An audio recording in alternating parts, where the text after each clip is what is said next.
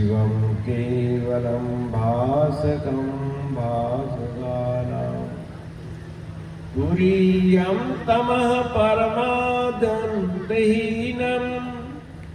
प्रपद्ये परमपावनमद्वैतहीनं नमस्ते नमस्ते प्रभो विश्वमूर्तये नमस्ते नमस्ते चिदानन्दमूर्तये नमस्ते नमस्ते तपोयोगगम्या नमस्ते नमस्ते श्रुतिज्ञानगम्या बोलो सच्चिदानंद भगवान की जय।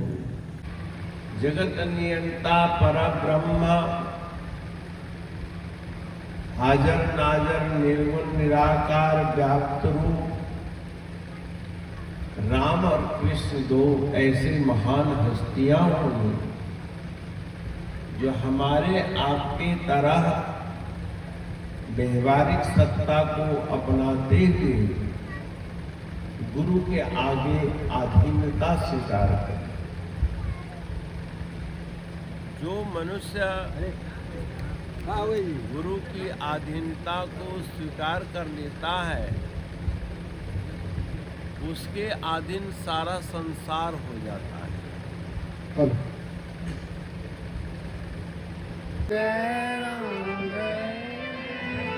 ओम श्री राम जय राम जय जय राम।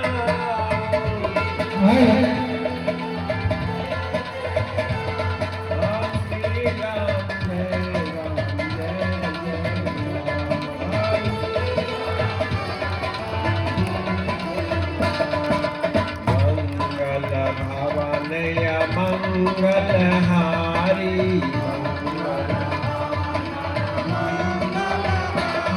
मंगल भवनय मंगलहारी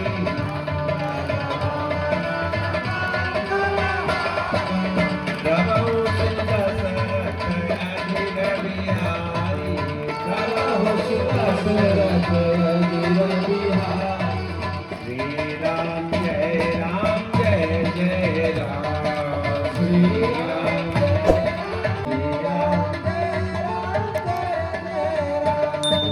सियावर रामचंद्र महाराज की जय।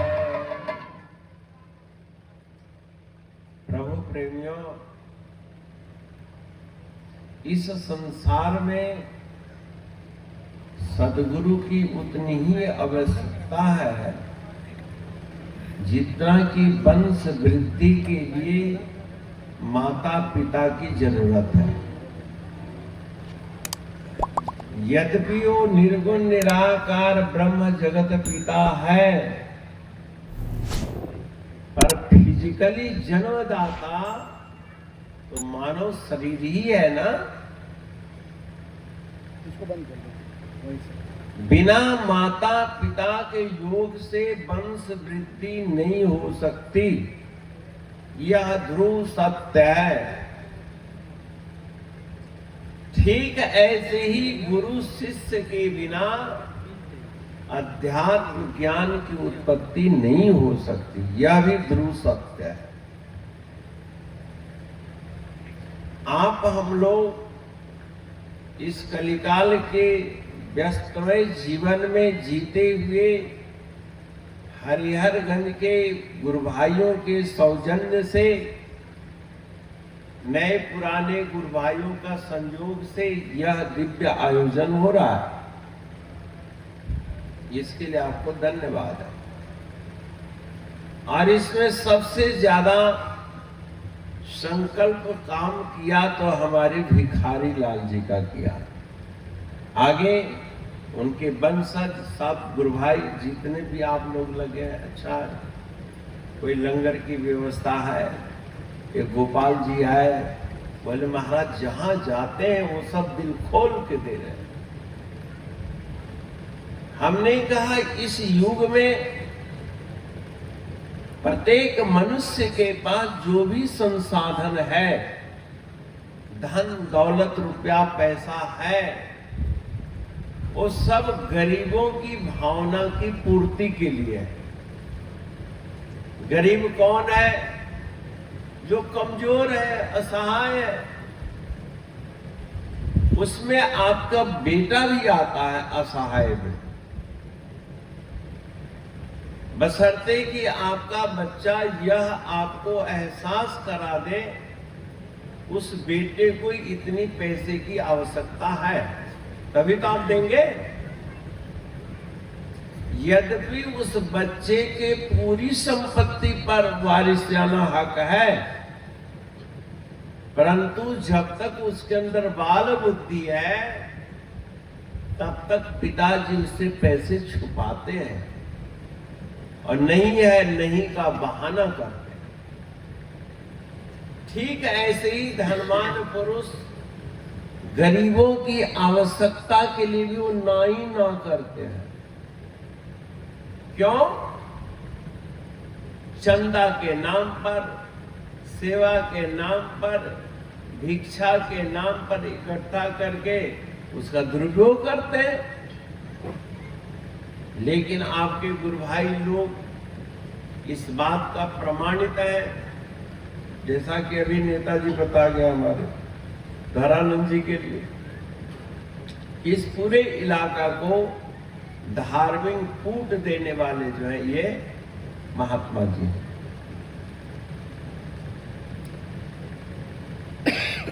धनवान ही तो ये आयोजन कर सकते हैं।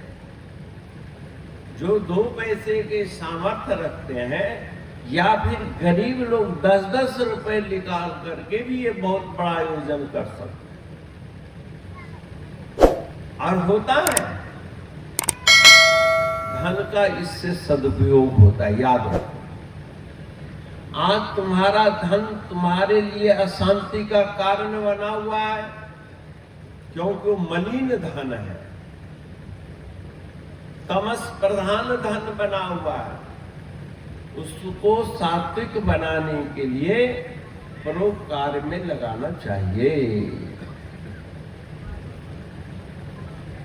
तन पवित्र सेवा किए, धन पवित्र कर दान, और मन पवित्र हरि नाम से होत त्रिविध कल्याण। शरीर को शुद्ध रखना है तो दरबार में सेवा करो, इस आयोजन में झाड़ू लगाओ, साफ सफाई करो। तुम्हारे अहोभाग्य तुम्हारे इलाका में संत लोग आए, इनका वस्त्र प्रक्षालन करो, आपके मन की मैल धुलेगी। ये बहुत बड़ी चीज है। लेकिन हमें जब सेवा का मौका मिलता है तो हम लोग चुप जाते, वो कर लेगा, वो कर लेगा, वो कर लेगा, वो कर लेगा। जब सब हो ही जाएगा तब तुम्हारे फिर भावना पछताने के अलावा और क्या मिलेगा। इसलिए समय रहते ही मनुष्य को चेतना चाहिए। यह मानव तन निश्चय ही दुर्लभ है। हमारे यहाँ भक्ति और ज्ञान 2 दिवसीय कार्यक्रम है।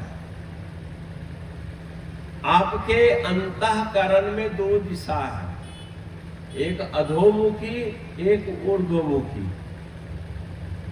अरे सेंटर पॉइंट है आज्ञा चक्र। भगवान श्री कृष्ण ने गीता में कहा है, ऊर्ध्वमूला मधा शाखा मस्वस्थम प्राहु अव्ययम छंदांस यस्य पर्णानि यस्तम वेद सा वेदविद। हे अर्जुन, यह संसार एक उल्टा वृक्ष है जिसकी जड़ें ऊपर की ओर है और आधा शाखा नीचे की ओर शाखा है। सामान्य रूप में आप जब कोई बीज बीजते हो तो कई दिन के बाद वो अंकुर फूटता है। ये छोटे बड़े सभी बच्चों को अच्छी तरह से समझ में आना चाहिए। कोई भी बीज जब आप बीजते हैं समझ गए, एक ऊर्ध्वमुखी, एक अधोमुखी।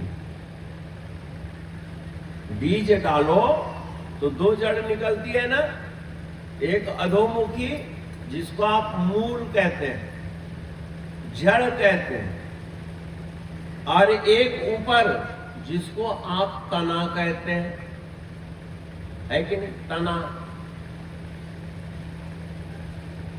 तना, तना दिखाई देता है, टहनियां दिखाई देती हैं, हरियाली दिखाई देती है ना।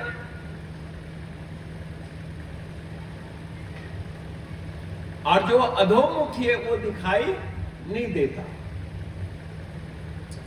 ऐसी एक ज्ञानात्मक जड़ है, एक क्रियात्मक भक्ति की जड़ है। भक्ति भावना दिखाई देती है। आप किसी को नमस्ते कहते हो, आओ जी, बैठो जी, चाय पियो जी, गले लगते हो, चरण छूते हो, ये भक्ति दिखाई देती है। लेकिन आपके अंदर जो छुपी हुई भावना है वो दिखाई नहीं देता। और जो दिखाई नहीं देता वही महत्वपूर्ण है, क्योंकि हरियाली, फल, फूल ये किस पर टिका है? मूल पर टिका हुआ है। वृक्ष को जब भी रोग लगता है तो जड़ में सेवक लग जाती है, और जिस वृक्ष के जड़ में सेवक लग जाए वो कितना बड़ा विशाल वृक्ष क्यों न हो, उस धीरे धीरे सूखने लग जाता है और सूख जाता है। ऐसे ही इस संसार में बड़े बड़े अरबपति, करोड़पति हैं, धन्य धान्य से परिपूर्ण है, लेकिन उनके अंतःकरण में ज्ञान का अभाव, ज्ञान का अभाव। क्योंकि लोग कहते हैं कि महाराज हम तो बहुत बिजी हैं, हमको 1 मिनट का फुर्सत नहीं। अभी अभी आपने सुना ना, हम लोगों का बिजी शेड्यूल होता है, बारे बिजी शेड्यूल। अरे इसी व्यस्ततम जीवन में तो कुछ करना है। हमारे श्री कृष्ण भगवान ने कोई पंडाल लगा के गीता नहीं पाठ किया है ना। गीता का पाठ, गीता का उपदेश कहां हुआ आप जानते हैं? युद्ध भूमि में, महाभारत, जहां 18 अक्षौणी सेना खड़ी है, हाथी, घोड़े, बलम, बर्छा, मुगदर, सब अस्त्र शस्त्र लिए हुए लोग खड़े हैं।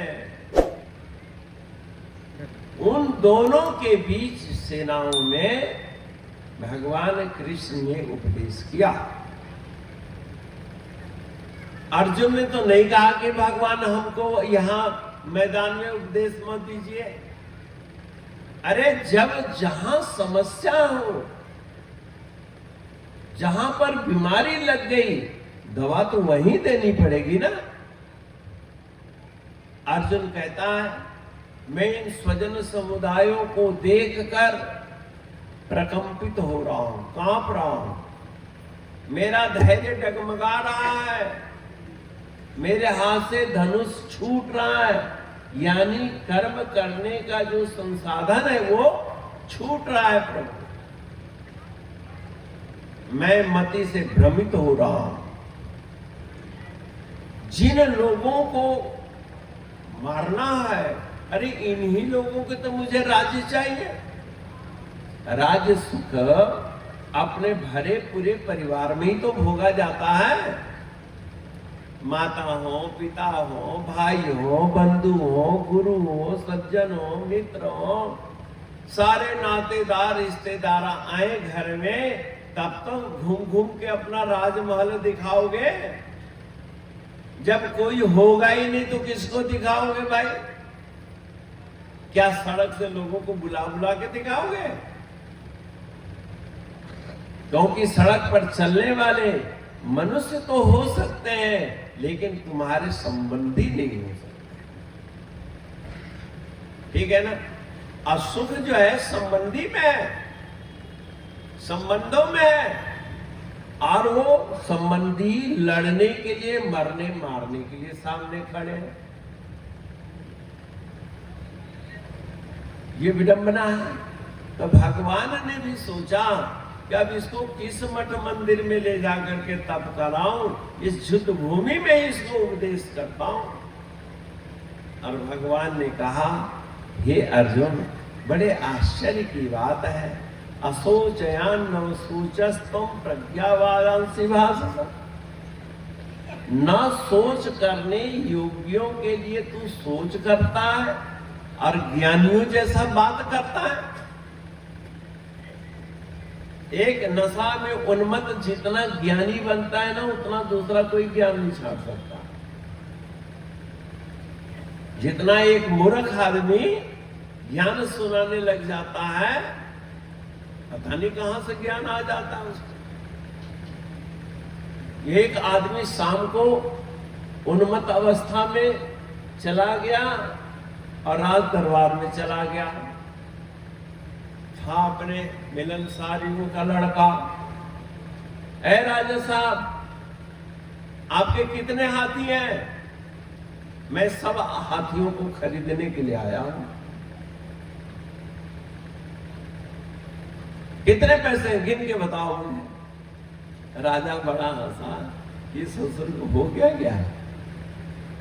ये हमारा ही हाथी खरीदने के लिए आया, खरीदना है तो जाके बाजार में खरीद। नहीं नहीं, आप बड़े धनवान बनते हो, धन का गुमान है आपको ना, मैं हाथी खरीदूंगा मैं। राजा भी समझा कि क्या इस मूर्ख से लगा जाए। ठीक है, अभी ले जाएगा, नहीं नहीं कल लूंगा। आज तो मैं दाम मोल ताव करने के लिए आया हूं, आज भाव कर लेता हूं, कल खरीद लूंगा। वो गया, रात भर सोया, सुबह राजा उसको दलिये से बुलवाया, सिपाही भेज के जाओ उसको पकड़ के ला। तब तक रफू चक्कर हो गया था। आया, सिर झुकाए, क्यों कितने हाथी चाहिए?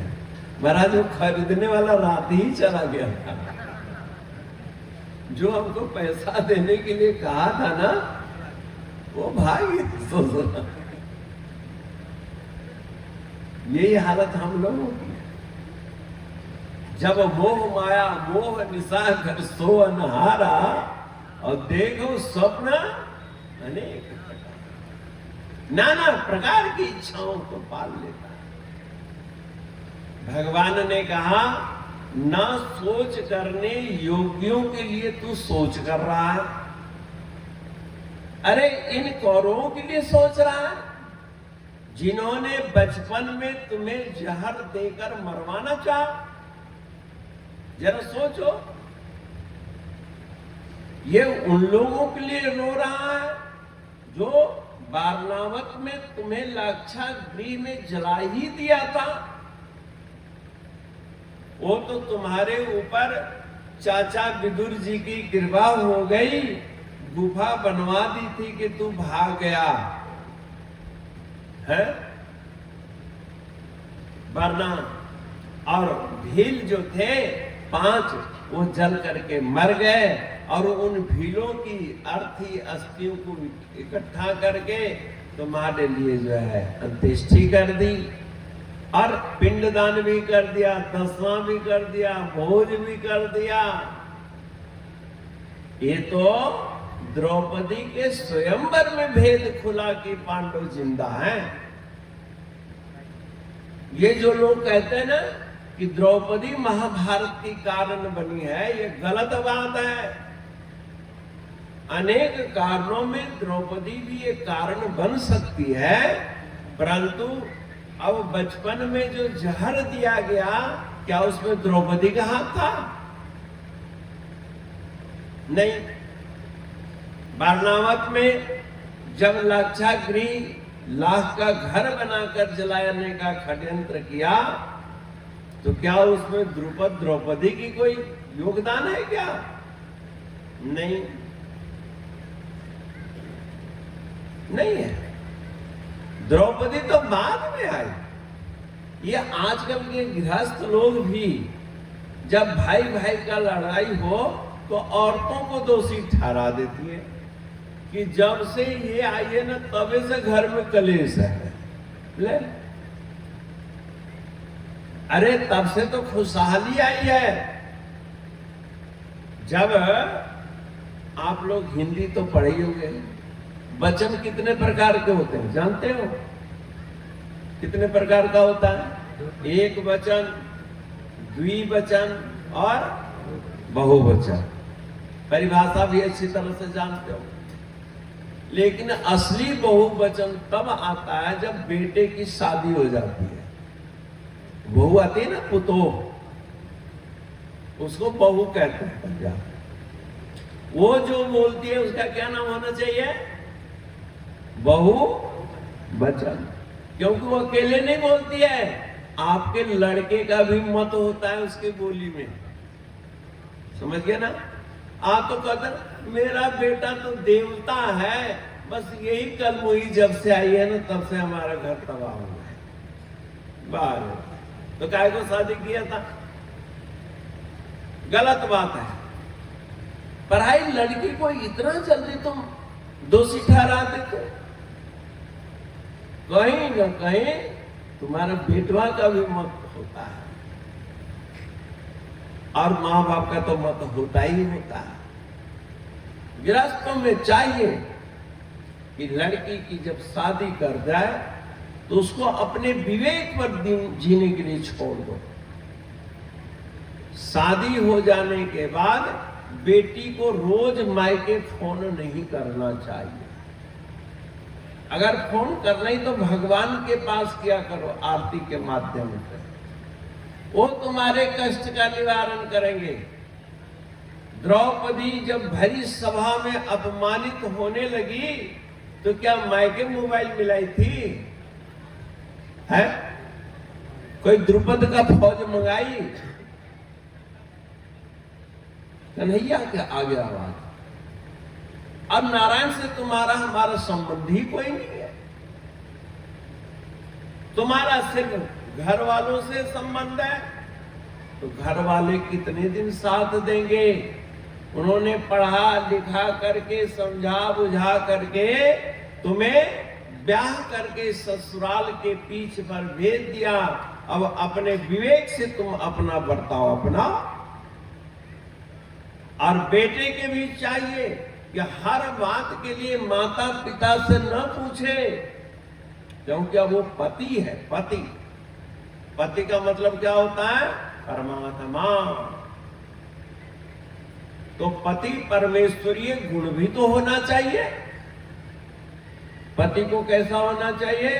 शांत गंभीर, पत्नी की हर बात को सुने और प्रत्युत्तर न दे। और पत्नी को भी चाहिए कि पति को वो बात कहे जो उसके समझ के अंदर हो। सीता माता ने कभी जनकपुर की ओर आवाज नहीं उठाई। इनके तो भाइयों में, 3 माइयों में ही झगड़ा था, खामखा क्या उनको यहाँ आना पड़ गया, मेरे भाग्य ही फूटे थे। नहीं, अपने भाग्य को सराहा। असोचयान न सोचस्तम, ना सोच करने योग्यों के लिए हम लोग सोच करते हैं। भगवान कृष्ण ने बिल्कुल तर्क संगत अर्जुन को समझा दिया कि तू न सोच करने वालों के लिए सोच कर रहा। अरे ये सोच तो युद्ध से पहले करना चाहिए था।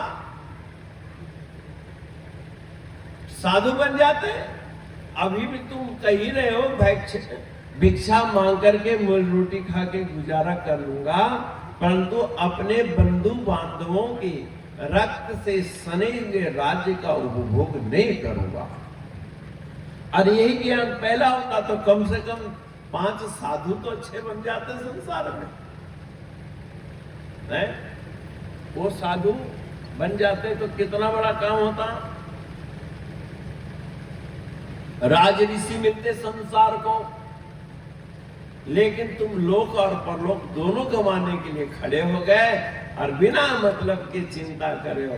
अब तो युद्ध अवश्य होगा। क्यों? कि अब युद्ध के बिगुल बज चुका है। जब तू भागेगा तो कोई यही नहीं सोचेगा कि धर्म पूर्वक भाग रहे, कायरता हो गई, ये डरपोक है, ये भाग रहा है ससुरा। ललकारेंगे, छात्र धर्म जगेगा, फिर गुस्सा करोगे, फिर लड़ाई होगी, तब पाप युद्ध हो जाएगा। इसलिए भाइयों और बहनों, परम पिता परमात्मा ने हम लोगों को देव दुर्लभ यह मानव तन दिया। अब इस मानव तन में एक ऊर्ध्वमुखी, एक अधोमुखी, ये दो वृत्ति है। ऊर्ध्वमुखी यानी पृथ्वी के अंदर जाने वाली जड़, जिसके सहारे वो वृक्ष खड़ा रहता है, जिसके वजह से वृक्ष में हरियाली आती है, फल फूल को पोषक तत्व मिलता है। कौन देगा? जड़। क्योंकि इस धरती की गहराई में पानी भी है, खाद्य पदार्थ है, और उन पत्तों को चाहिए। ऐसे ही आज हमारी जड़ नहीं है। हम लोग बरसाती घास की तरह है। जड़ के आधार पर तो जन्म तो ले लिए, चल फिर रहे हैं, लेकिन एक हवा आती है तो घास नीचे हिल जाती है, गिर जाती है। हम नर्वस हो जाते हैं, हम घबरा जाते हैं, बेचैन हो जाते हैं, क्योंकि आपके जीवन में आध्यात्मिक शक्ति का अभाव है। अध्यात्म। इसलिए जो भी आपने गुरु मंत्र लिया है, उनको चाहिए कि शांत होके बैठ के थोड़ी वृत्ति को यहां पर टिकाओ।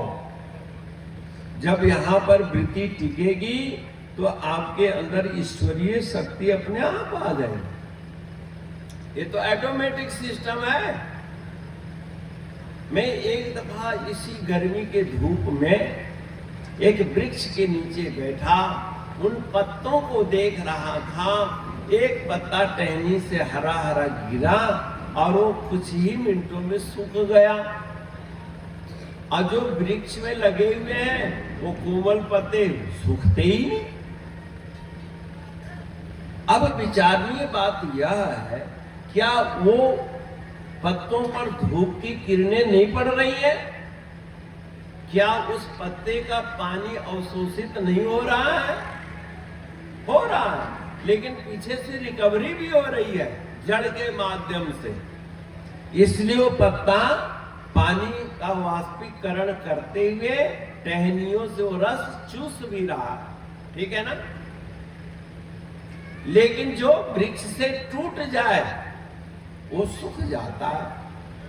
जो धर्म पर चलने वाले इंसान हैं, उनके भी जीवन में दुख, मान, अपमान, जस अपजस आता है, लेकिन वो विचलित नहीं होते। अगर विचलित हो गए तो समझो कि वो साधना से टूट गए हैं, उन पत्ते की तरह सूख जाते हैं। लेकिन समस्या आने के बावजूद भी जो अपने जीवन में धर्म से, नित्य नियम से जुड़ा रहता है, उस नीति नियम वाले का अंदर से बौद्धिक रिकवरी होते रहती है। वो जितना पानी सूखता है उतना पानी सप्लाई हो जाता है, पेड़ हरा रहता है, आपकी खुशहाली की खुशहाली बनी रहेगी। खुशहाली को कायम करने के लिए शांत चित्त हो जाना चाहिए। जैसे राम और कृष्ण के जीवन में समस्या आई, लेकिन उन समस्याओं में वो घबराए नहीं। और नहीं घबराने के पीछे कारण क्या है? कि नीति नियम। एक संत बैठे थे, महाराज इस संसार में स्वर्ग कहाँ है तो नरक कहाँ है, ये प्रश्न उठा।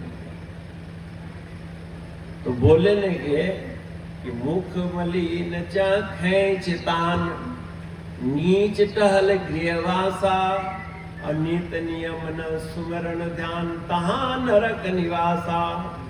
नरक है मुख मलिन है, उदास है, चिंतातुर है। और पति पत्नी बाल बच्चे नातेदार रिश्तेदार की खेच लगी हुई है। एक ने कही दूजे ने मानी, कह नानक दोनों ब्रह्म राय मशवरा करो। शंकर और पार्वती एकांत में बैठते हैं तो भगवान की कथा सुनते हैं।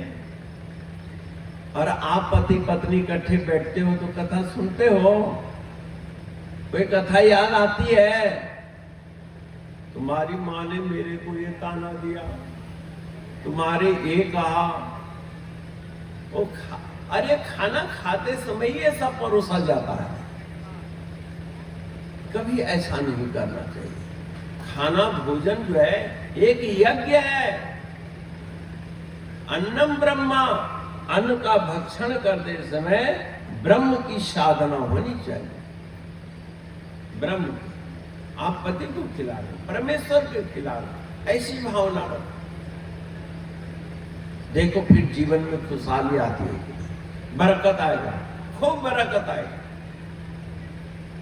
मुख मलिन और खेच नीच टहल, नीच लोगों की संगति, नीच लोगों के साथ उठन बैठन हो जाए, यह भी गलत है। नीच लोग का मतलब क्या होता है? नीच शब्द कहते ही लोग जाति सूचक मान लेते हैं। नीच किसी जाति को नहीं कहा। नीच जो उसे कहते हैं जो स्वधर्म का परित्याग करके और बिना मतलब के निंदा चुगली में लगा हुआ, उसको नीच कहते हैं। हमारे यहाँ तो कहा मानव एक भक्ति कर नाता। हमारे गुरु महाराज जी सिर्फ भक्ति का नाता मानते हैं। हमारे यहाँ चारों वर्ण के लोग आते हैं। जितने इस संसार में उपाधि है सब लोग हमारे पास आते हैं। हमारे परमपुरी धाम में हर वर्ग के लिए बराबर का हक है।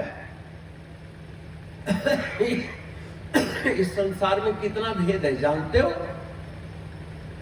जाति पाति कुल धर्म बड़ाई और धन बल परिजन गुण चतुराई, ये भी संगतियां हैं समाज में, तथा कथित जातिवाद। लेकिन भगवान के यहाँ जाति भेद नहीं है। दरअसल में जाति है क्या? जाति कहते हैं अपने हक हकूक को, अपने अधिकार को।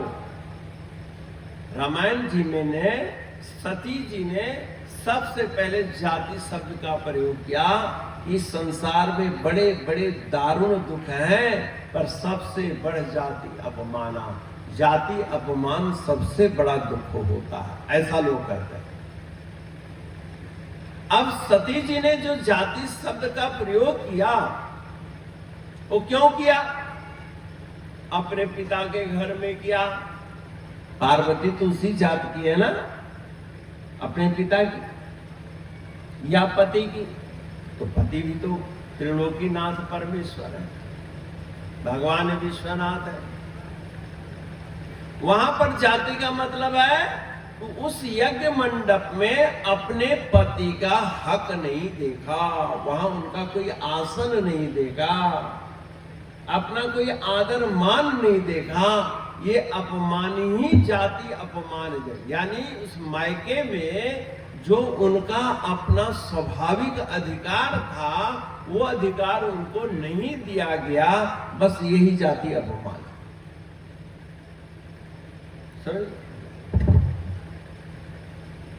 भगवान उसे कहते हैं, सदगुरु किसको कहते हैं? जो त्रिभेद रहित हो, ना उसका कोई सजाती हो, ना विजाती हो, ना स्वगत भेद हो। इस संसार में जाति, जाति का मतलब क्या हुआ? जैसे बांस की लकड़ी, बांस का डंडा, बांस की चटाई, ये सजातीय हो गया।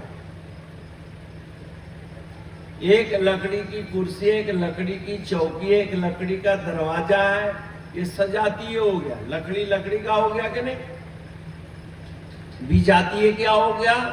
लकड़ी में जो कांटी ठोकी गई लोहे की, वो लोहा विजातीय हो गया। लोहा का विजातीय पीतल हो गया, तांबा हो गया, ये विजातीय हो। लेकिन तांबा तांबा एक सजातीय हो गए, शीशा शीशा एक सजातीय हो गए, लकड़ी लकड़ी एक सजातीय हो गए। जैसे मनुष्य मनुष्य एक सजातीय हो गए, पर घोड़ा गधा पशु पक्षी विजातीय हो गए। समझ लो, सजातीय विजातीय का भेद समझ लो अच्छी तरह से। तो परमात्मा का कोई सजातीय नहीं है। क्यों? कि दूसरा परमात्मा है ही नहीं इस संसार में। क्या परमात्मा के सजातीय अल्लाह है? क्या परमात्मा के सजातीय ईसा मसीह है? नहीं, वो एक ही शक्ति के विभिन्न रूप हैं। परमात्मा के जैसा दूसरा, जैसे एक लकड़ी की तरह दूसरी लकड़ी तो होती है, लेकिन परमात्मा की तरह क्या दूसरा परमात्मा भी होता है क्या? नहीं होता है। इसलिए उसका कोई विजातीय नहीं है। सजातीय विजातीय से, संत भी सजातीय विजातीय से ऊपर होना चाहिए। क्योंकि संत का कोई जात नहीं होता। अगर संत होकर भी जातिवाद में भटका है तो एक गृहस्थ आश्रम से प्रमोशन उसने बुद्धि को नहीं लाया। और एक होता है स्वगत भेद। स्वगत भेद का मतलब होता है अपने आप में भेद रखना। जैसे आपका स्वगत भेद क्या हुआ?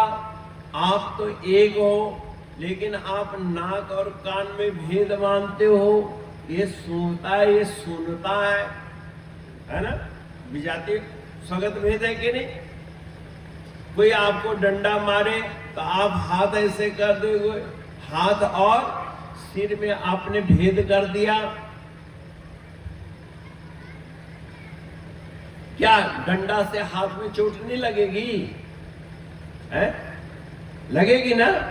लेकिन सिर में चोट लगती और हाथ में चोट लगी, ये दोनों में भेद किसने पैदा किया और क्यों किया? लगने देते सिर, लेकिन सिर में डंडा जब लगेगा ना तो बेहोश हो जाएंगे, मर जाएंगे। इसलिए हाथ और सिर में हमने स्वयं में भेद कर लिया। अब आप रोज दातुन कुल्ला करते हो, मंजन ब्रुश करते हो ना, मुंह क्या है? साफ है। मैं अब मंजन ब्रुश कर लिया मम्मा, अब मेरा मुंह साफ हो गया, स्वच्छ हो गया। और हाथ को साबुन से धो लिया, हाथ भी साफ हो गया। अब साफ हाथ साफ मुंह में जाए तो उंगली जूठी होती है कि नहीं है? क्यों हो गई भाई? मुंह भी साफ, उंगली भी साफ, फिर साफ में साफ मिलने से जूठी क्यों हो गई? मान लो थलिया तुमने साफ किया हुआ है, कलछुल भी साफ किया हुआ है। अब कलछुल और थालिया आपस में मिल जाए तो क्या वो जूठे हो जाएंगे बर्तन? नहीं होंगे। लेकिन तुम्हारी उंगली भी साफ, मुंह भी साफ, उंगली मुंह में गई नहीं कि जूठी हुई नहीं। ऐसा क्यों हुआ भाई? मुंह अछूत है, क्यों जूठा हुआ? इसलिए हुआ कि मुंह में हर वक्त पानी रहता, लार रहती है, और उस लार को जो ही उंगली से बाहर निकालोगे तो जर्म्स क्या नाम कहते हैं, इन्फेक्शन हो जाएगा, केमिकल रिएक्शन हो जाएगा ऑक्सीजन के संपर्क में आने से। इसलिए हाथ जूठा हो गया। तो परमात्मा के अंदर स्वगत भेद, यानी नाक हाथ सिर हाथ में हमने भेद रखा, इसलिए परमात्मा अभेद है, अद्वैत है। अद्वैत में न कोई सजातीय है, न विजातीय है और न स्वगत भेद है। और इस संसार में सजातीय भी है, स्वगत भेद भी है और विजातीय भी है। इन भेदों से ऊपर उठने के लिए आपको ऊर्ध्वमुखी चेतना जगानी होगी। ज्ञान की जड़ मस्तिष्क में है और क्रिया की अभिव्यक्ति नीचे के अंगों में है। समझ गए? उभाभ्यामेव पक्षाभ्याम यथा खे पक्षिणाम गति तथैव ज्ञान कर्माभ्याम जायते परमं पद। जैसे एक चिड़िया दो पंखों के सहारे खे आकाश में उड़ारी भरता। पक्षी को उड़ते हुए देखे हो ना, कैसे उड़ता है? दोनों एक साथ पंख ऐसे उड़ाई भर लेता है। और मनुष्य वही महान बनता है, सिर्फ कर्म करने वाला नहीं। आप लोग प्राय कहते हम तो कर्म को मानते हैं, धर्म को नहीं मानते। कर्म ही पूजा है, ऐसा भी लोग कहते हैं। कौन सा कर्म पूजा है भाई? क्या किसी की हत्या करना पूजा है? कर्म तो वो भी है। कोई किसी की जेब पैसा निकाल लिया, ये जो बुरी आदत होती है ना, ये जल्दी जाती है। एक मुझे सज्जन बता रहे थे कि एक आदमी बचपन में जेब कतरा था, समझे ना, पैसा काट लेता था, लेकिन पढ़ने में बड़ा तेज था। पढ़ते पढ़ते वो आईपीएस कर लिया और पुलिस अफसर बन गया, इंस्पेक्टर बन गया डायरेक्ट। उसको मिलने के लिए एक दोस्त गया, भाई हमारा दोस्त इंस्पेक्टर बन गया है, चलो उसको बधाई दे आते हैं, मुबारकबाद दे आते हैं। पटना शहर में गए तो इंस्पेक्टर रिसीव करने के लिए आया। अब दोस्तों की तो बात आप जानते ही हो कैसी होती है। कहा हो हालचाल ठीक है ना? बोले हाँ। बोले पूछ फुट गलवा कि ना जो जेबिया काटा भला गेला। अरे चुप रहो, हम पुलिस इंस्पेक्टर हैं, अब ऐसा काम करेंगे? हम तो जेब कतरों को पकड़ते हैं, उनको मारते हैं। नहीं, हमने सोचा शायद ट्रेनिंग में वो भी होगा अभी तक। वो चल करके अपने दोस्त के घर में गया, कमीज उतारा, गर्मी बहुत थी, तो देखा जेब में बटुआ है या नहीं है। बोल श्री गुरु महाराज की। अरे हमारा बटुआ को काट लिया। तू ही ना कह रहा था कि आदत है कि नहीं है? ये देख मेरे हाथ में तेरा बटुआ है। अरे तो कब निकाल लिया? तो ट्रेनिंग वो काहे का है, जब तुमको पता ही लग जाए तो। जेब काटना भी एक कर्म कौशल है, समझे? लेकिन जिससे किसी को दुख मिले वो कर्म नहीं करना चाहिए, समझे? आप कर्म करें, आपको भी खुशी मिले, जिसका कर्म किया उसको भी खुशी मिले। पैसा कमाना बुरी चीज नहीं है। आप मेहनत कीजिए, नौकरी कीजिए, चाकरी कीजिए, बिजनेस व्यापार कीजिए, धनवान बनिए, कोई बुरा थोड़े ना है। लेकिन किसी का हक मार करके गरीब बनना, किसी के जेब काट करके अमीर बनना, ये तो अपराध है, अपराध। उस कर्म को हम पूजा की श्रेणी में नहीं मिले रखेंगे। कर्मम क्रियात अनिंदनीयम, कर्म करो पर अनिंदनीय, सबको अच्छा लगे। तो कर्म, भगवान श्री कृष्ण ने कहा माम स्मर युद्धश्च, मेरा सुमिरन करता हुआ तू युद्ध कर। गृहस्थ लोग कहते हैं महाराज हम बहुत दुखी हैं, हम परेशान हैं। अरे तो परेशानी में ही तो गाड़ी चलानी है। अब सड़क पर कोई आदमी न हो तब तो गाड़ी चलाएगा क्या? उसमें हैंडल दिया है, क्या के लिए दिया है? मोड़ने के लिए दिया है। हॉर्न दिया है, आगे को सचेत करने के लिए दिया है।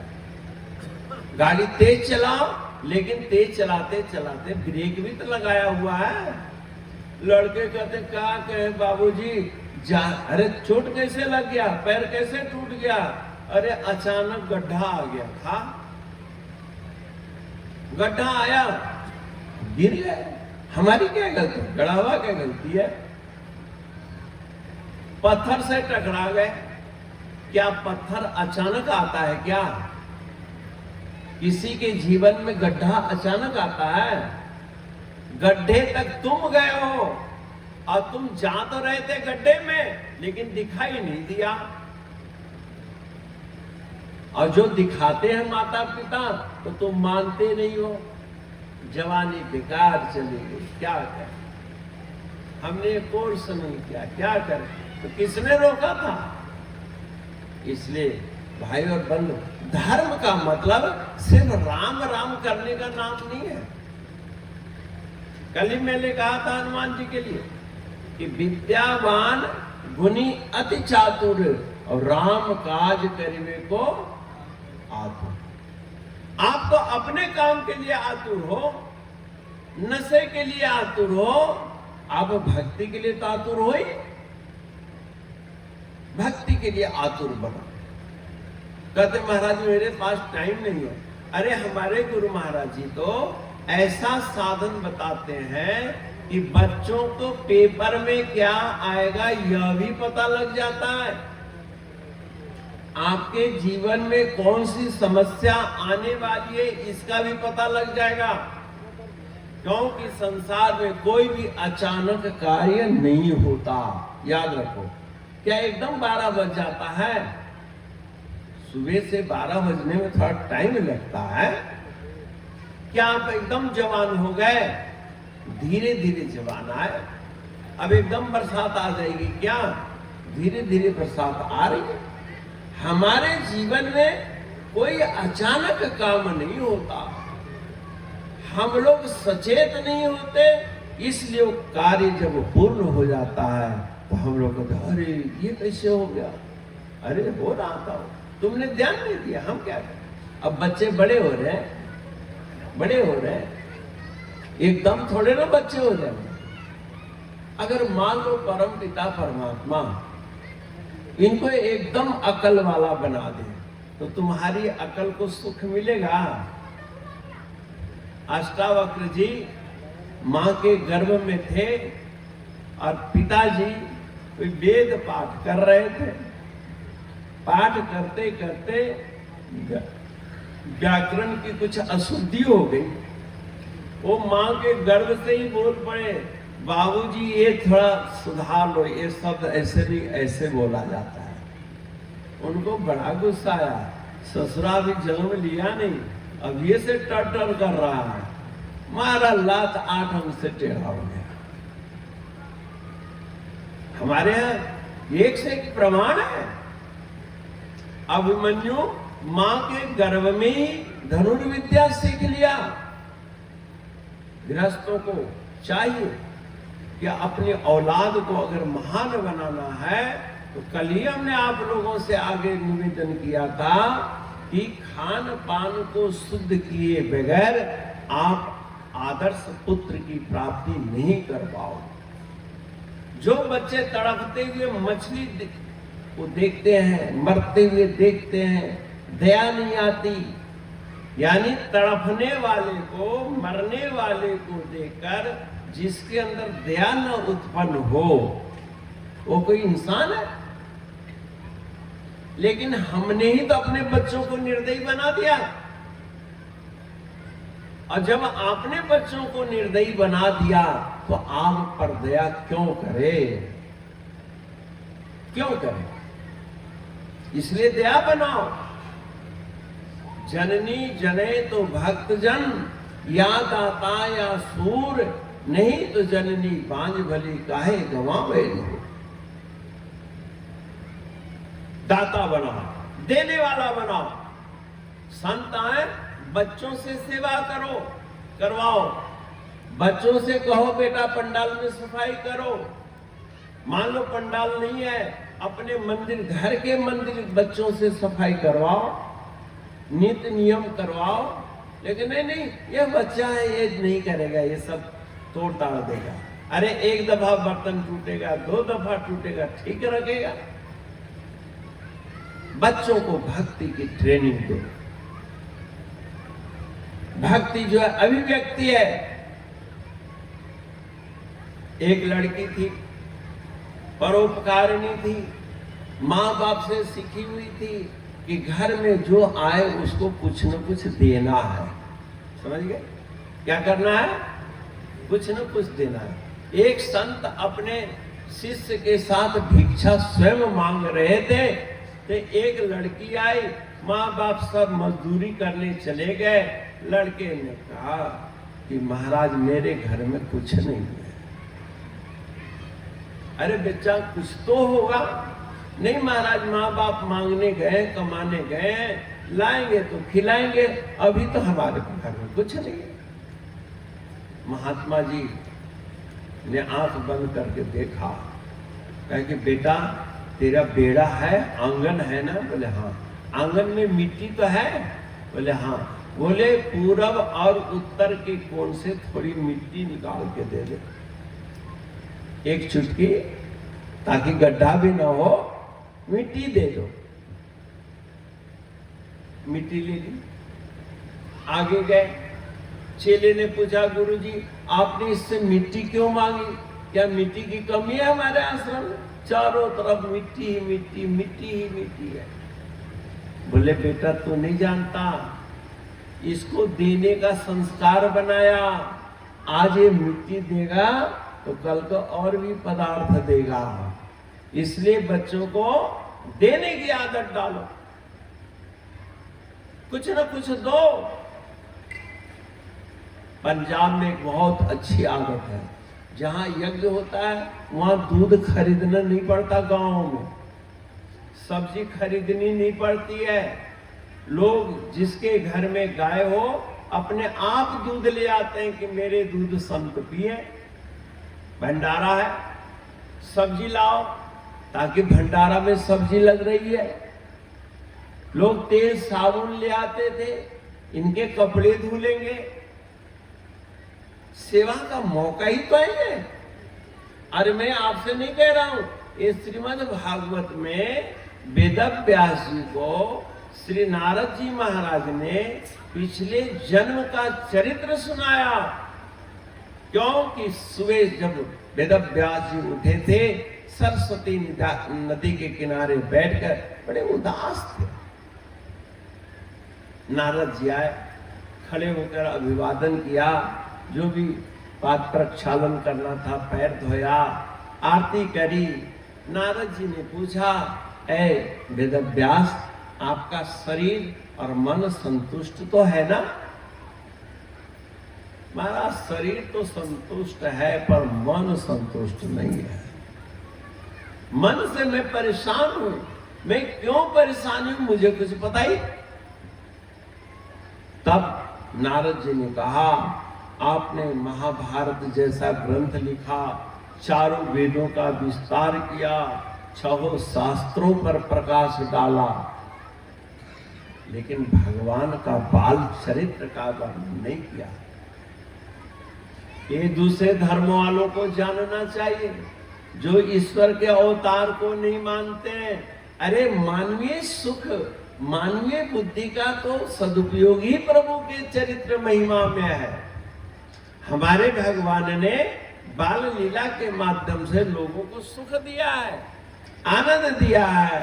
और नारद जी ने कहा कि मैं जब छोटा था ना, पिछले जन्म में, बहुत धर्म वाले पुनर्जन्म को नहीं मानते, लेकिन हमारे ऋषि मुनि तो पिछले कई जन्मों की कथा सुनाते हैं। गौतम बुद्ध जो थे वो 14 जन्म की बात सुनाए। किसी जन्म में मैंने कृष्ण भगवान के संग मोर बन करके नाचा, कहीं कुछ किया कहीं कुछ किया। पुनर्जन्म को मानते, अब मानते नहीं थे। था मानना क्या होता है? हकीकत है। पुनर्जन्म यानी सोने से पहले कल वाला दिन था कि नहीं था, और आज है कि नहीं है, ये तो पुनर्जन्म है। जो कल था वो पास्ट हो गया, था और आज है और था के बीच में ही तो पुनर्जन्म है, भविष्य पुनर्जन्म है, निश्चय ही कल का दिन भी आएगा। तो इस तरह से पूर्व चरित्र को नारद जी ने बखान किया कि हे वेदव्यास जी, पिछले जन्म में दासी पुत्र था। दासी पुत्र का मतलब हमारे गांव में चातुर्मास हो रहा था। आपके यहाँ तो 2 दिवसीय कार्यक्रम हो रहा है ना, पहले 4-4 महीने का कार्यक्रम एक साथ चलता था। सारे गांव वाले मिल करके एक टोली बनाए थे। पंजाब में एक आज भी ऐसा गुरुद्वारा है बाबा टल की, जहां लंगर नहीं बनता और 365 पंचायतों की एक लिस्ट बनी हुई है और हर पंचायत 24 घंटे का भोजन पकाकर ले जाता है। मान लीजिए किसी पंचायत में गमी खुशी हो गई, दूसरे पंचायत वालों को दे देते, भाई अभी तुम संभालो। फिर मतलब क्विंटलों को क्विंटल रोटी सब्जी दाल चली जाती थी, 2 टाइम का भोजन बना के एक सुबह भेज दिया, एक शाम को ट्रिप भेज दिया। अपने श्री नंगल गुरु महाराज जी, ये जो श्री सतगुरु महाराज जी हैं, पहले नंगल बिहाला रहते थे। आप लोग कहते हैं ना दयालु परमहंस महाराज जी की जय, नंगली निवासी भगवान की जय, नंगल बिहारी महाराज की जय। तो नंगल बिहारी महाराज अपने आश्रम नंगल बिहाला में सुबह से शाम तक लंगर नहीं जलने देते थे, सिर्फ दूध गर्म करने के लिए अग्नि प्रज्वलित होती थी। बाकी 10-20 संत सब गांव में जा करके भिक्षा की रोटी मांगते थे और हर पूरे गांव में हर घर में 2-2 रोटी और जो साग सब्जी बनी हो थाली में परोस के बाहर रख देते थे। कोई संत आए और उसको ले जाए। संत के पास एक झोली होती थी, उसी में पूरी कचौरी मालपुआ जो आया झोली में भर लेते थे और 2 बाल्टी होती थी। एक बाल्टी में जितना नमकीन पदार्थ है, जैसे दाल है, सब्जी है, चटनी है, सब एक ही बाल्टी में डाल देते। जैसे आप खाना खाते भी तो मिलाई के खाते हो ना, अगर दही भात दाल मिले फिर मिला के खाओ, देखो कितना स्वाद आता है कि नहीं। और राम जी भी खाते थे। बाज चले किलिकित मुख ददियो दन लपटाय, है ना। भगवान भी दही भात खाते थे, बड़ा अच्छा। छोटे बच्चों, आजकल हम अपने बच्चों के साथ बड़ा अन्याय कर रहे हैं और बच्चे भी अपने साथ अन्याय कर रहे हैं। एक तो सुबह जागते ही उनको 10 रुपया मिलता है, कुरकुरा खाने लग जाते हैं, क्रैक्स खाने लग जाते हैं और क्रैक्स खाते हैं तो बुद्धि भी क्रैक हो जाती है ना। और वो बच्चे फिर जिद्दी हो जाते हैं। और भगवान श्री कृष्ण सुबह उठते थे तो क्या खाते थे? मक्खन और मिश्री खाते थे। आजकल मक्खन मिलता है अमूल का या पता नहीं क्या क्या कंपनी का, उसमें नमक डाला हुआ होता है। लेकिन नमक और मक्खन इकट्ठे नहीं खाना चाहिए। भगवान ने कहा कि मक्खन और मिश्री खाओ। और कौन मक्खन खाओ? आजकल मैया जो है 10 दिन की मलाई इकट्ठा करती है छाली और उसको मत के मक्खन निकालती हैं। वो मट्ठा पीने लायक नहीं है, नहीं पीना चाहिए।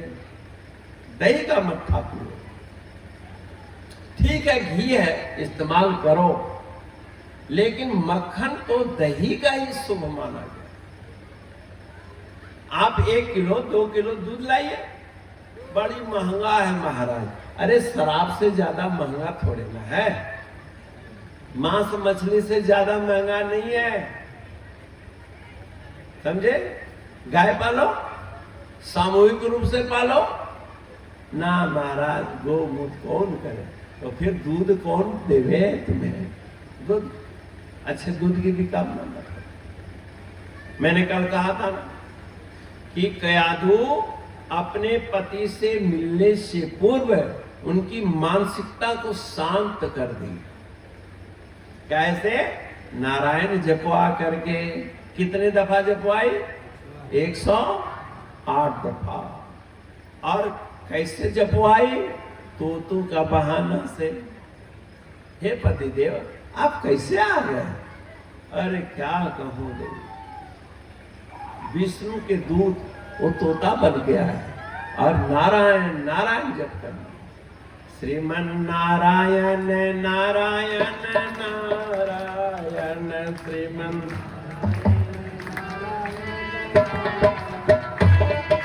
नारायण नारायण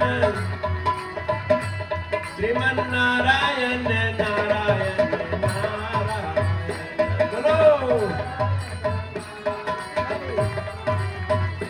श्रीमन नारायण नारायण नारायण श्रीमन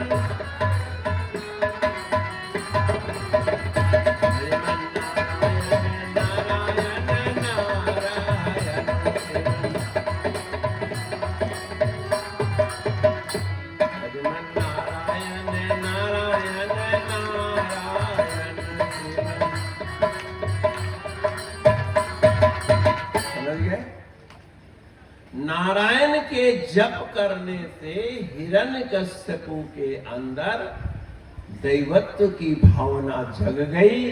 वो थोड़ी ही देर के लिए भावना जगी, लेकिन उसी क्षण में गर्भाधान हो गया प्रहलाद जी का और जन्मजात वो भक्ति को सीख गए। यानी आप अपने बच्चों को अगर सुधारना चाहते हो तो आप लोगों के अपने हाथ में। श्रीमद् भागवत कथा में एक और भी कथा आती है। सबसे पहला राक्षस इस संसार में कौन हुआ जानते हो? हिरण्याक्ष। कौन जन्म लिया? हिरण्याक्ष। और दूसरे राक्षस का नाम था हिरण्यकश्यपु। कैसे जन्म लिया?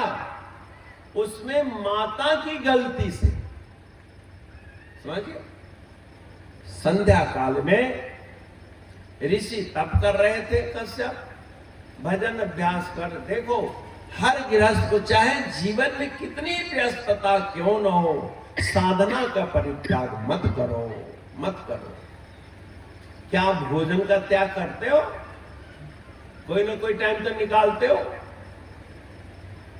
जिस पर शांति टिकी हुई है, जिस पर जीवन का उद्देश्य टिका हुआ है, आप उसी के लिए टाइम नहीं निकालते। हद हो गई यार, हद हो। कितने हमारे बड़े बड़े जज, कितने बड़े बड़े अफसर क्या लंच के लिए टाइम निकालते हैं कि नहीं? है? फाइल पड़ी रहे, 1,00,000 2,00,000 फाइल हो जाए, लेकिन अपना समय निकालते नहीं। क्या आप अपने आत्म कल्याण के लिए 10 मिनट सुबह और 10 मिनट समय नहीं निकाल सकते? नहीं निकालो तो आपकी मर्जी है। उतनी अशांत रहो, उतने परेशान रहो, हमें क्या है? जरूर समय निकालो। वो ऋषि गृहस्थ थे। ये जितना मैं नियम बता रहा हूं आप लोगों को, ये सब आपके हमारे पूर्वज गृहस्थों ने ही अपनाया है। एक बात याद रखो, मानव जीवन के संपूर्ण विकास के लिए, मानव जीवन की लक्ष्य प्राप्ति के लिए 4 आश्रम बनाया गया। समझ गए? कौन कौन आश्रम बनाया गया? सबसे पहला आश्रम कौन है जानते हैं आप? ब्रह्मचर्य आश्रम। विवाह से पूर्व अवस्था जो है लड़का अथवा लड़की, उनका कौन सा आश्रम मानेंगे आप? ब्रह्मचर्य आश्रम। और दूसरा आश्रम का क्या नाम है? बोलो। गृहस्थ आश्रम, जिनको सब ग्रह घेरे रहते हैं। गृहस्थ, ग्रस्त, त्रस्त, है ना, बेचैन, गृहस्थ आश्रम। तीसरा आश्रम कौन सा है? वानप्रस्थ आश्रम। और चौथा आश्रम कौन सा है? संन्यास आश्रम, है ना, 4 आश्रम। आज आप लोग गृहस्थ लोग प्रायः साधु संतों को खूब कोसते हो, महाराज आश्रमों में ये हो गया, आश्रमों में ये हो गया, आश्रमों में भी लोग ऐसे करते। तो आश्रम में जो आए लोगों कहां से आए भला? बोलो, गृहस्थ आश्रम में से न गए तो छल कपट सीख करके कहां से आया वो? गृहस्थ आश्रम से आया, गृहस्थ आश्रम से सीखा। इसलिए गृहस्थ आश्रम को अत्यंत शुद्ध और पवित्र होना चाहिए। गृहस्थ आश्रम को शुद्ध और सात्विक बनना है। गृहस्थ आश्रम से ही ब्रह्मचर्य आश्रम बनता है। गृहस्थ आश्रम से ही गृहस्थ आश्रम की आदर्श की स्थापना होती है। और गृहस्थ आश्रम से ही अच्छे वानप्रस्थी इंसान आते हैं और आपके घर से ही अच्छे सन्यासी भी आते हैं।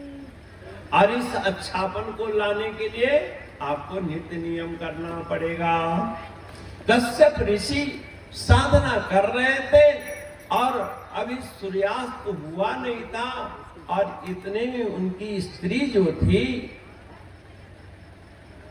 वो दीति दौड़ती हुई आई और उनको कमरा में ले जाना चाहिए। बोले हमारी इच्छा की अभिपूर्ति करो। उन्होंने कहा देवी क्यों ऐसी जल्दी कर रही है? अरे पूजा पाठ कर लेंगे, सारी रात पड़ी है, कहीं जाना नहीं है, आना नहीं है, कुछ धीरज तो रखो। लेकिन उसके अंदर वासनात्मक वृत्ति इतनी हुल्लारे मारी, वो एक नहीं सुनी पति की बात और न उसने लोकाचार का ध्यान रखा, न वेदाचार का ध्यान रखा, न कर्म कांड के नियमों का ध्यान रखा और पूजा मंडप से उठ करके उनको गृहस्थ धर्म में प्रेरित होना पड़ा। उसकी इच्छा तृप्त करके पुनः गंगा जल में स्नान आदि से निवृत्त होकर अधूरे संध्या वंदन को करने लग गए। अब वो महिला कांपती हुई डरती हुई आ गई। मैंने बहुत बड़ा गलत काम किया, मैंने पश्चाताप किया, मुझे ऐसा अपराध, यद्यपि पति पर मेरा अधिकार है पर अधिकार जताने का भी तो कुल रूल रेगुलेशन है। गाड़ी तुमने खरीदी है, अपने मन से तुम चल नहीं सकते हो सड़क पर, उसके लिए ट्रैफिक नियम कानून है। ऐसे आप हमने जन्म ले लिया है लेकिन जीने की स्वतंत्रता नहीं है हमको। शिष्टाचार, धर्माचार्य, कर्तव्य के मुताबिक जीना पड़ेगा। एक नित्य कर्म होता है, एक नैमित्तिक कर्म होता है, एक अपराध कर्म होता है, एक प्रायश्चित कर्म होता है। अपराध के लिए प्रायश्चित और नित्य कर्म के साथ साथ नैमित्तिक यानी विशेष अनुष्ठान। महाराज अपने नित्य कर्म से जब निवृत्त हुए, पत्नी आकर बोली मैंने बहुत बड़ी गलती करी, मेरे बच्चे कैसे होंगे? बोले वो राक्षस होंगे। कोई पिता अपने संतान के लिए ऐसा कहता है? लेकिन वो मुहूर्त को जानने वाले थे। हे देवी तुमने शास्त्र विरुद्ध आचरण करवाया। संध्या काल में भगवान आशुतोष औढ़रदानी अपनी टोली के साथ घूमते हैं और ये तो निशाचर समय था और तुमने ऐसा करवाया। अब तेरे गर्भ से 2 जुड़वे बच्चे होंगे और वो राक्षस होंगे। अब वो और मायूस हो गई। जन्म लिया नहीं पहले ही से भविष्यवाणी, और भविष्यवाणी कोई पंडित नहीं कर रहा है। आजकल मैं सुनता हूं पंडितों से बड़ी नफरत है, शुरू से ही है, लेकिन पंडितों का परंपरा खत्म नहीं हो रही है। ये भी बड़ी अद्भुत बात। अभी एक जगह गांव में कहीं गया लोगों ने कहा कि महाराज हम लोगों का एक अलग पंडित बन गया है, हम लोग अपने जात के पंडित बना दिए। तो बनाए तो पंडित ही ना बनाया, पंडित का निषेध कहां किया तुम है? बिना पंडिताई के काम चलता तो मैं मानता। भाई हमें तो डॉक्टर का मतलब है, तुम्हारे जात का डॉक्टर हो चाहे कोई डॉक्टर हो, इलाज डॉक्टर करेगा, कोई जाति व्यक्ति इलाज नहीं करेगा। पूजा पाठ कोई भी करेगा तो पंडित कराएगा, जो करा दे। चाहे तुम स्वयं, अब गोकर्ण जी महाराज ने भागवत कथा के लिए तो किसी पंडित को नहीं बुलाया, वो तो स्वयं अपने भाई धुंधकारी की आत्म शांति के लिए सताई की कथा करी, भागवत प्रमाण है कि नहीं? और हमारे गुरु महाराज जी कहते हैं आत्म कल्याण के लिए तुम्हें स्वयं पूजा करनी चाहिए, स्वयं साधना करना चाहिए और स्वयं समाधि लगानी चाहिए। नारद जी ने भी यही कहा कि मेरी मां संतों की सेवा 4 महीने तक करती रही और मैं छोटा था लेकिन मैं शैतानी नहीं करता था, मैं शांत चित्त था, चंचल रही था, मेधावी था और जो ऋषि मुनि हमको समझा देते थे मैं उसको मान जाता था। ऐसा विस्तार से भागवत में कथा कही, कभी संयोग बनेगा तो विस्तार से आपको सुनाने की कोशिश करेंगे। गोपाल कह रहा था कुछ कार्य होना चाहिए। अरे जितने आप लोग मिलो उतना करो। और हमारे तो जामवंत मुनि ही है कि भिखारी लाल, भिखारी पर एक बात हमने इनको आज सुनाई। भिखारी मामूली चीज नहीं होता है, भिखारी बहुत बड़ा परोपकारी है। एक दफा पंजाब में एक अखबार में लेख निकला था, अयोध्या जी में एक लड़का भीख मांगता हुआ घूम रहा था। घटना यूं घटी कि एक लड़का जन्म तो लिया लेकिन माँ बाप उसके मर गए, दुर्भाग्य। रिश्तेदारों ने पाला पोसा बड़ा किया। जब लड़का 5-7 साल का हुआ तो उसको घर से निकाल दिया। ये दुनिया की विडंबना है। क्यों? कि मनुष्य की बहुत सीमित ममता है, बहुत सीमित परोपकार है। अपने बच्चों को तो कोई नहीं निकालता, लेकिन अपने भाई के बच्चे को निकाल दिया। अब कहां जाए? तो धर्म स्थान, मंदिर, सतगुरु का दरबार ही तो काम आता। सीता जी को वनवास कर दिया, कहीं संत के शरण में तो गई। सीता माता गई कि नहीं गई? वाल्मीकि के यहाँ गई। लड़का चला गया अयोध्या जी। गांव में दुकान दुकान घुमा, कोई मुझे नौकर रख लो, नौकर रख लो, कोई रखने को तैयार नहीं।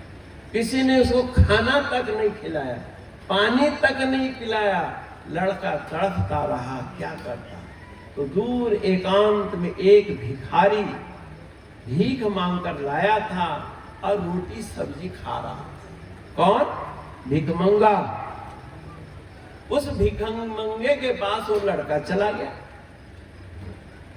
बड़े बड़े करोड़पतियों के मकान के आगे से गुजरा, किसी का हृदय नहीं पसीजा। दुकानदारों के यहां से गुजरा, किसी का मन नहीं परसीजा। अंत में एक भिखारी जो भीख मांगकर रोटी खा रहा था, लड़का जाके टुकुर टुकुर देखने लगा। उस भिखारी ने खाना बंद कर दिया। बोले बेटा आओ, खाना खाओगे? बोले हाँ खाए। उसने अपने जूठे रोटी से 2 रोटी देखा। भूख न देखे जूठी भात और नींद न देखे टूटी खाए। खाना खिलाया। खा पी करके जब लड़का बैठ गया और वो भी खाकर कुल्ला वगैरह कर लिया, तब लड़के से पूछा तुम कौन हो, कहां से आए हो, अपने दास्तान बताओ। उसने अपने दास्तान बता दी। मेरे माँ बाप मर गए और मैं टूअर हूँ, मेरे को नातेदार रिश्तेदारों ने पाला, इसका भी मैं उनको एहसान मानता हूँ। पर मैं कोई पढ़ा लिखा नहीं, मेरे को घर से निकाल दिया, मैं क्या करूं? कोई मेरे को रखने को तैयार नहीं। बाबा आप रख लो ना मेरे को अपने पास। अब भिखारी कहां दूध काटता? वो गुरमुख था, वो सज्जन था। कोई नहीं, बात जो मैं कहूंगा मानोगे, सच्चे सुचे रहना, झूठ मत बोलना, जो करना हो मेरे बता के करना। बोले ठीक है करूंगा। उस भिखारी ने अपने अड्डे से 50-70 मीटर दूर उस लड़के को भीख मंगे की बाना पहना दिया। जैसे साधुओं का चोला होता है ना, भीख मंगों का एक अलग चोला आता है, फटा पुराना हो, काला कलूटा हो, इधर मैल कुचैला बना ले अपने आप में, और अपने जेब से 10-5 सिक्के डाल दे, 10 पैसा 5 पैसे का। उस समय बहुत होता था।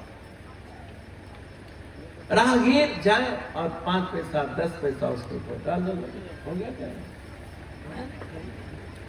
समझ गया? देने लगे। अब उसको 2-3 रुपया मिल गया। शाम तक उसने उस भिखमंगे के पास दिया कि बाबा आज इतना मिला है। बोले ठीक, कोई बात। उसके लिए अलग से गड्ढा खोद दिया और गड्ढे में इतना बड़ा घड़ा बांध दिया, दबा दिया, और ऊपर से पैसा उसको डालने लगा। और लड़का धीरे धीरे बड़ा होने लगा। अब भीख मांगने की भी तरीका उसको आ गया। जैसे आप लोग भगवान को ठगते हो ना, मांगते हो ना, हे भगवान रोजी रोटी दे दो, मैं इतना चढ़ाऊंगा, और मिल जाता है तो फिर कोई चढ़ाता है? ये तो हम कमाए हैं भगवान। बोले अच्छा कोई बात नहीं, हाँ तू वचन से मुनकिर होगा तो हम भी वचन तोड़ना जानते हैं। तो वो गरीब नहीं वचन तोड़ा। लड़का बड़ा होता गया, बड़ा होता गया। संक्षिप्त में कथा है, बड़ा हो गया, 15, 16, 17 साल का हो गया, तो एक भिखमंगे की लड़की से उसकी शादी कर दी। देखो भाग्य कैसे साथ देता। उस भिखमंगे की शादी हो गई, और जो उसका घड़ा में पैसा था, पूंजी, वो उसको दिया कि देख इतने 1000 रुपया तेरे हैं मेरे पास। उसमें से एक नवा पैसा उस गरीब ने, भिखमंगे ने हड़प करने की कोशिश नहीं करी। आज तो एक दूसरे की संपत्ति को हड़प करने में लगे हुए। दुर्योधन तो राज्य ही हड़प करने में लगा था। वो गरीब का लड़का गृहस्थ जन्म बिताने लगा। बिताते बिताते बिताते उसके भी बाल बच्चे हुए, पढ़ाया लिखाया, और उन लड़कों को इंजीनियर बना दिया। बोलो साचे दरबार की। वो भिखमंगा जो दर दर के मारा फिर रहा था, वो भीख मांगकर शादी करी और लड़कों को इंजीनियरिंग करा दिया, और इंजीनियरिंग करके अपने लिए कोठी बना लिए। लेकिन बाप से कहे बाबू अब ये भिक्षा वाला काम छोड़ दो। बोले बाबू इस भिखमंगे की जड़ से ही तुम इतने फूंगे हो, मैं ये नहीं छोड़ूंगा, मेरी तो रोजी रोटी है। मैंने कहा भिखारी लाल आप भी बहुत भीख मांगे, गुरु महाराज जी ने आपको बहुत भिक्षा दी है, और बहुत सारे आपके पास गुरु भाई भी भीख मांगने के लिए आए। देवी देवताओं से भटक गए, जादू मंत्र से भटक गए, तो भैया हमारे लिए भी कुछ बताओ। तो चलो गुरु महाराज जी के चरण में है, और गुरु महाराज जी ने सबको आशीर्वाद की भिक्षा दी। आज आप सब फल फूल रहे हो, तो मैं आप हरिहर गंज वालों से बहुत प्रसन्न हूं कि आप इस परंपरा को चलाए रखना। एक गरीब भिखारी लाल जी के ये निजी काम नहीं है, पूरे हरिहरगंज में धर्म की जागरण है। अगर आप में से कोई अच्छी लड़कियां होनहार बन जाए, औरतें होनहार बन जाए, आदमी लड़के होनहार बन जाए, तो क्या ही कहना है। क्योंकि बच्चों में शुभ संस्कार का डालना बहुत जरूरी है। बच्चों को चाहिए कि आप अपने खर्च से महाराज जी को दान करो, परोपकार करो। महाराज जी को दो या ना दो, अपने माँ के लिए कभी चुन्नी खरीद लो, अपने पिताजी के लिए रुमाल खरीद लो, अपने जेब खर्च से बचाकर अगर माता पिता की सेवा करोगे तो माँ बाप बहुत खुश होंगे, प्रसन्न होंगे। यद्यपि उन्हीं की चीज है। अरे तुम नई चीज लाओगे कहाँ? भगवान भी कहते हैं मेरा मुझको अर्पण क्या लागे है तेरा, मैं अर्पित मनोर बुद्धि। हे अर्जुन, मन और बुद्धि जो हमने तुम्हें दिया है ये मेरे को अर्पण कर। माँ बाप भी चाहते हैं कि बच्चों को जो मिले मुझे अर्पण करें। ऐसे परम पिता परमात्मा भी चाहता है कि जो आपको बुद्धि दी है, विवेक दिया है, उसका सदुपयोग करो। अपने पास से तुम दे भी क्या सकते हो भाई? परमात्मा ने दो चीज दिया है, तन और मन। तन और मन क्या रिश्तेदारों ने दिया है तुमको? है? किसी ने नहीं दिया है। अब तन को स्वस्थ रखने के लिए शुद्ध आहार है। आप इसके अलावा अगर मांस मछली शराब कबाब खाते हैं तो आपकी मर्जी है, लेकिन ना खाओ तो ज्यादा अच्छा है। क्यों? कि हनुमान जी ने कभी मांस नहीं खाया। क्या वो कमजोर थे? अतुलित बलधामम हेम शैलावदेयम धनुज बन कृषानुम ज्ञान नामाग्रगण्य सकल गुण निधानम वाण राणावधीशम। ये अद्भुत उपाधि उनको मिली। कृष्ण भगवान ने मक्खन मिश्री दूध खा करके भैंसे और बकरे खाने वाले कंस को मार भगाया कि नहीं? मुष्टि तुष्टि चाणूर आदि मार गधा बैल खा करके बड़े मुश्चंड हो रखे थे। लेकिन मक्खन मिश्री खाने वाले 11 वर्षीय कृष्ण के आगे कोई डट पाया? आप भी बच्चों को चाहिए कि एक दफा माखन मिश्री की ताकत देखो, फल फ्रूट की ताकत देखो। अरे क्या ये खखार थूक खाने वाली मछली तुम्हें ताकतवर बनाएगी? नहीं। हाँ, ये रोजी रोटी कमाने का साधन बन सकता है, तो फिर आदमियों के मांस खा करके लोग पैसा कमाने लग जाएंगे। पैसा कमाना किसी के हिंसा का कारण नहीं होना चाहिए। और तंदुरुस्ती के लिए परमात्मा ने फल दिया है, फ्रूट दिया है, मेवा दी है, मिष्टान दिए हैं। इनको खाइए और मस्त रहिए। और कुछ नहीं है तो खाली सत्तू पीजिए। सत्तू का मतलब खाली चना का नहीं, 7 अनाज का जो भून के बनाया जाता है उसका नाम है सत्तू। 7 से सत्तू बनाना। हम लोग एक तो 7 अन्न अगर एक साथ आप खाएंगे तो 7 ग्रह आपके शांत हो जाएंगे। तो समय तो बहुत हो जाता है, अभी एक ही बैठक में क्या क्या समझाऊं। तो अभी मेरा तो मुख्य उद्देश्य होता है आध्यात्मिक चेतना की, आपके मानव जीवन की साफल्यता की। तो भाई और बहनों, परम पिता परमात्मा ने आपको जो तन मन दिया है, धन दिया है, उसका सदुपयोग करो। जीवन में कितनी ही व्यस्तता क्यों न हो, अर्जुन की तरह युद्ध भूमि में भी साधना करनी ही चाहिए। भगवान ने कहा माम न स्मर युद्धश्च, कर से कर्म करो विधि नाना, और मन राखो जहां कृपा निधाना। कृपा निधान तुम्हारे मस्तिष्क में है, तो उनका स्मरण करो। तो भाई और बहनों, आपको मन शांत करना है। और जिस काम के लिए आप शरीर पाए हैं उसी काम को आप भूल जाते हैं। हद हो गई। महाराज भजन करने का वक्त नहीं मिलता। अरे आप तो भजन की बात कही होगा तो खाने का वक्त नहीं मिलता। कहते भगवान हमको तो मरने का भी टाइम नहीं है। तो आज तक कोई तो ऐसा है नहीं कि जो जिंदा ही रहा, मर तो गया ही है, चाहे कितना व्यस्त हो। ये सब बहानाबाजी है। इस बहानेबाजी से ऊपर उठिए और सदगुरु के शरण में आइए। राम कृष्ण से को बड़ा तीनों ने गुरु किन, 3 लोग के वे धनी, गुरु आगे आधीन। आप अपने धन का अहंकार छोड़ करके सदगुरु की शरण में आइए और देखिए आपके जीवन का सुधार होता है कि नहीं। जरूर होगा। आप गुरु के मत के मुताबिक चलिए, आपका मत थोड़ा गौण कीजिए। हरिओम तत्सत्। पूर्णमदः पूर्णमिदं पूर्णात् पूर्णमुदच्यते पूर्णस्य पूर्णमादाय पूर्णमेवावशिष्यते। ओम शांति शांति शांति। बोलो सच्चिदानंद भगवान की।